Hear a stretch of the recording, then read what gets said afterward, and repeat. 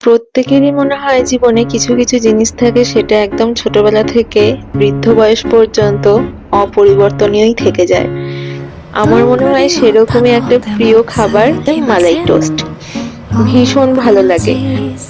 নির্দ্বিধায় বলতে পারি যে এই স্বাদের কিন্তু ভাগ হবে না। তো ভাগ পেলেই যদি এরকম সর জমে কখনো দুধে আর এরকম যদি ব্রেড থাকে তাহলে এটা কিন্তু না খেয়ে এটা হয়তো আমাদের বাড়ির সবার অজান্তেই হয়, কিন্তু হতেই থাকে প্রায়। আর সেটাই আজকে এই ভিডিওটাতে শেয়ার করছি।